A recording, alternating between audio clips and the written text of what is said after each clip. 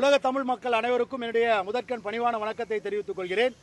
உச்ச நீதிமன்ற, உயர் நீதிமன்ற நீதி அரசர்கள், மூத்த இளைய வழக்கறிஞர்கள், வழக்கறிஞர் மாணவர்கள், பத்திரிகை நண்பர்கள் அனைவருக்கும் என்னுடைய பணிவான வணக்கத்தை தெரிவித்துக் கொண்டு, முதல் கட்டமாக அட்வொகேட் ப்ரொடெக்ஷன் ஆக்ட், வழக்கறிஞர் பாதுகாப்பு சட்டத்தை பற்றி பேசணும்னு இன்றைக்கி வந்திருந்தோம். அதுக்கு முன்னாடி ஒரு சின்ன முக்கியமான பதிவை நான் உங்களுக்கு சொல்லணும்னு விருப்பப்படுறேன். அதாவது என்னென்னா கோயம்புத்தூரில் நேற்று நடந்த இன்சிடெண்ட்டு, அதாவது அந்த ப்ரூட்டல் ரேப் ரொம்ப கொடுமையாக இருந்தது. அதாவது நானும் பொண்ணை பெற்றவன் தான், சீஃப் மினிஸ்டரும் பொண்ணை பெற்றவர் தான். உண்மையான பெயின் அவருக்கு இருந்ததுன்னா கண்டிப்பாக இதில் மிகப்பெரிய அளவில் நடவடிக்கை எடுக்கணும். ப்ரீவியஸாக நடந்த நிறைய ரேப்ஸில், ப்ரூட்டல் ரேப்ஸில் நீங்கள் நடவடிக்கை எடுக்காதனால தான் குற்றவாளி நம்ம வெளியே வந்தால் தப்பிச்சிருவோன்ற நம்பிக்கை இருந்ததுன்னா அவன் குற்றம் செய்யாமல் வீட்டில் தலாரி போட்டு தூக்கிட்டா இருப்பான். குற்றவாளிகளை நீங்கள் கண்ட்ரோல் பண்ணவே இல்லை. முதலமைச்சர் அவர்களை நீங்கள் குற்றவாளிகளை கண்ட்ரோல் பண்ணல.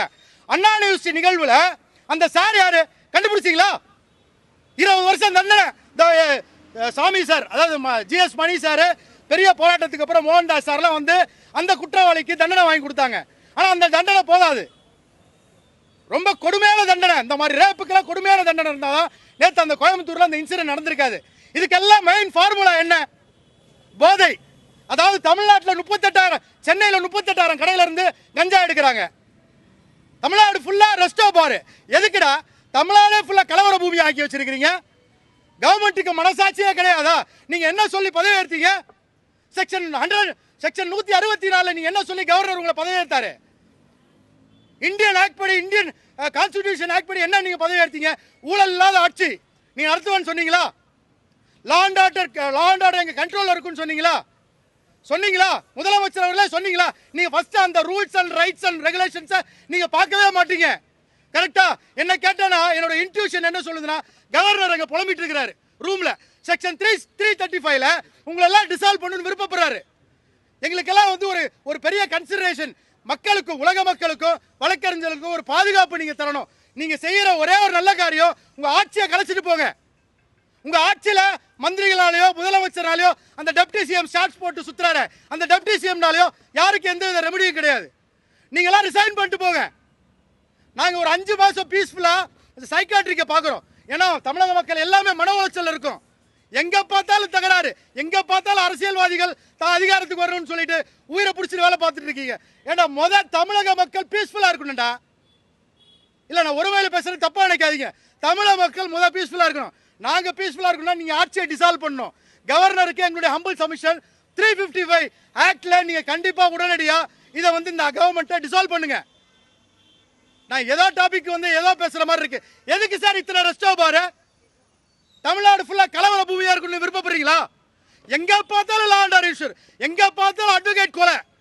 வழக்கறிஞர் சட்ட பாதுகாப்பு சட்டத்தை உருவாக்கிட்டா அட்வொகேட்ஸ் எல்லாம் தமிழ்நாடு ஃபுல்லா அவன் லாவை பேசுவான், சட்டத்தை பேசுவான். சார், பொறுப்பு டிஜிபி எதுக்கு சார்? பொறுப்பா உங்களுக்கு வேலை செய்யறதுக்கா? கான்ஸ்டிடியூஷன்ல நீங்க பியூரோக்ரசி, இண்டிபெண்டன்ட் பியூரோக்ரசி இருக்கு. உங்களுக்கு தெரியுமா? போலீஸ் அதிகாரிங்க இருக்கிறீங்களா? போலீஸ் அதிகாரிக்கு தெரியுமா உங்களுக்கு இண்டிபெண்டன்ஸ் பியூரோக்ரசி இருக்கு? நீங்க போய் சொம்படிக்காதீங்க அரசியல்வாதிக்கு. பொறுப்பு டிஜிபி, அதாவது உங்களால ஒரிஜினலா ஒரு டிஜிபியை ஃபிக்ஸ் பண்ண முடியாதா? பொறுப்பு டிஜிபி தான் வச்சுப்பீங்களா நீங்க? அசிங்கமா இல்ல?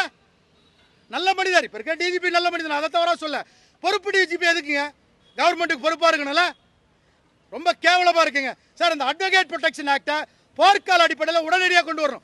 நேற்று சுஷில் குமார் சொல்லிட்டு லாஸ்ட் 2 months 3 monthsக்கு முன்னாடி சுஷில் குமார் மதுரை பெஞ்சில் லார்ட்ஷிப் நல்ல ஒரு ஆர்டர் போட்டிருக்காங்க.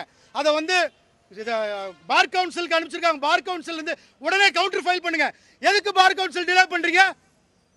சோக்காஸ் நோட்டீஸ்லாம் வேகமாக அனுப்புறீங்களா? கொளுத்து சண்டை, சின்ன வாய்க்கா சண்டை, பம்பு தகராறுல சண்டை, கையை எடுத்து கிழிச்சிட்டா சோகாஸ் நோட்டீஸ் 1500 பே பண்ணா சோகாஸ் நோட்டீஸ் அனுப்பிருக்கீங்களா பார் கவுன்சில்? அசிங்கமா இல்ல? 25 பேர் எதுக்கு தேர்ந்தெடுத்தாங்க மக்கள்? வழக்கறிஞர் போன தடவை 90,000 வழக்கறிஞர் தான், இப்போ 1,80,000 வழக்கறிஞர் இருக்கான். ஏற்காக உங்களை தேர்ந்தெடுத்தா 25 பேர்ல ஒருத்தர் கூட திராடி இல்லையா? எப்படிங்க உங்களுக்கு தைரியம் வந்தது சோகாஸ் நோட்டீஸ் அனுப்புறதுக்கு? டிசிப்ளினரி ஆக்ஷன் எடு, டிசிப்ளினரி ஆக்ஷன் எடு. எப்போ எடுக்கணும்னா, அட்வொகேட் நீங்க ஐஏஎஸ் ஐபிஎஸ்க்கு எந்த அளவுக்கு அதிகாரத்தை கொடுக்குறீங்களோ அதே அளவுக்கு வழக்கறிஞருக்கு நீங்க கொடுக்கணும். வழக்கறிஞருக்கு அதே அளவுக்கு அதிகாரத்தை கொடுக்கணும். நீங்க சாதாரண காவல்துறையினருக்கு குவார்டர்ஸ் கொடுக்குறீங்க, ஏன் நம்ம அட்வொகேட் சீரியஸ்க்கு குவார்டர்ஸ் கொடுக்க கூடாதா? அட்வொகேட் ப்ரொடெக்ஷன் ஆக்ட் 2021 வந்தது. அட்வொகேட் ப்ரொடெக்ஷன் ஆக்ட் 2021 வந்து இது வரைக்கும் அந்த மசோதாவை பாஸ் பண்ணீங்களா? அந்த பில்லை பாஸ் பண்ணீங்களா? கவர்மெண்ட் 4.25 வருஷம் ஆச்சு. இன்னும் 5 மாசம் நீங்க ஆட்சியை கலைச்சிட்டு போயிடுங்க. பீஸ்ஃபுல்லா இருக்கும். அட்லீஸ்ட் உங்களால அட்வொகேட் ப்ரொடெக்ஷன் ஆக்டை கொண்டு வர முடியாது. எம்எல்ஏ சாலையோ எம்பி சாலையோ கொண்டு வர முடியாது. அதாவது மக்கள் உங்களுக்கு எதுக்காக ஓட்டு போட்டா? கலவர பூமியை வச்சுக்கிறதுக்கா? நாட்டை சுடுகாட்டா வச்சுக்கிறதுக்கா? ஏங்க கவர்மெண்ட்டுக்கு தெளிவா சொல்றேன், வெள்ளிக்கிழமை நாங்க வந்து திருப்பி ப்ரொட்டஸ்ட் பண்ணுவோம். மிகப்பெரிய ப்ரொட்டஸ்ட் பண்ணுவோம். அதுக்கு நீங்க தயாரா இருங்க. அதாவது மக்களுக்கு ஒண்ணே சொல்றேன், இதே டெல்லி, அதே ஒரு கர்நாடகா, அதே மாதிரி ராஜஸ்தான், எல்லா இடத்துலயும் அட்வொகேட் ப்ரொடெக்ஷன் ஆக்ட் வந்துருச்சு. தமிழ்நாட்டில் மட்டும் ஏங்க வரல? ஏங்க சென்ட்ரல் கவர்மெண்ட்டுக்கு உங்களுக்கு இருக்கிற பிரச்சனை நீங்க தனிப்பட்ட முறையில் போய் பார்த்துக்கீங்க. ஏன் வந்து அட்வொகேட்டை நீங்க சதைக்கிறீங்க? அட்வொகேட் வாழ்க்கையை ஏன் கெடுக்கிறீங்க? வழக்கறிஞர் ஒவ்வொருத்தரும் வந்து ஒரு நோபல் ப்ரொஃபஷனுங்க. ஆர்மியில் இருக்க ஆர்மி பீப்புளை நீங்க சல்யூட் பண்ற மாதிரி நாங்க வந்து பார்டருக்குள்ள இருக்கிறோம். அவன் பார்டர் வெளியில இருக்கிறவங்க நீங்க சல்யூட் பண்றீங்களா? அதே மாதிரி தான் நாங்களும். நாங்க மக்களுக்காக போராடுறோம். இது ஒரு நோபல் ப்ரொஃபஷன். மக்களுக்காக போராடிட்டு இருக்குங்க. 10 கேஸ் 10 வழக்கு போடுறோம்னா 9 வழக்கு எங்களுக்கு பிரச்சனைங்க. ஆப்போசிட் பார்ட்டி எங்களை அகைன்ஸ்டா பார்க்கறான். அந்த கிளையண்ட்டை கூட விட்டுறான், எங்களை தான் பார்க்கறான். எங்களுக்கு பாதுகாப்புன்றதே கிடையாது. உங்களால பாதுகாப்பு உறுதி செய்ய முடியுமாங்க கோர்ட்ல? இல்ல எங்களுக்கு ஒரு த்ரெட் இருந்தா உங்களால போலீஸ் பாதுகாப்பு போட முடியுமாங்க? இல்ல நான் செத்துட்டேனா 15 லட்சம் ரூபாய் உங்களால கொடுக்க முடியுமாங்க? என் கை கால் போச்சுனா 15,000 ரூபாய் மாசம் வீட்டுக்கு கொடுக்க முடியுமாங்க? இதெல்லாம் இந்த ப்ரொடெக்ஷன் ஆக்ட்ல இருக்கு. அதனால தான் இந்த ப்ரொடெக்ஷன் ஆக்டை கொண்டு வாங்கன்றேன். கவர்மெண்ட் நீங்க பண்ண மாட்டீங்க. நல்ல வேலை லார்ட்ஷிப், அதான் லார்ட்ஷிப்புக்கு தெரியும். 100ல 2 பேர் தான் 2% தான் லார்ட்ஷிப் ஆக முடியும். எங்களுடைய தலைவர்களுக்கு, எங்களுடைய ஹானரி லார்ட்ஷிப்புக்கு தெரியும். அவங்க அந்த பெயினை புரிஞ்சுக்கிட்டு மதுரை பெஞ்சில் அதை ஸ்பீடப் பண்ணியிருக்காங்க. அவங்களுக்கு என்ன தலையெழுத்தா? கவர்மெண்ட் பண்ண வேண்டிய வேலையை எதுக்கு லார்ட்ஷிப் பண்ணோம்?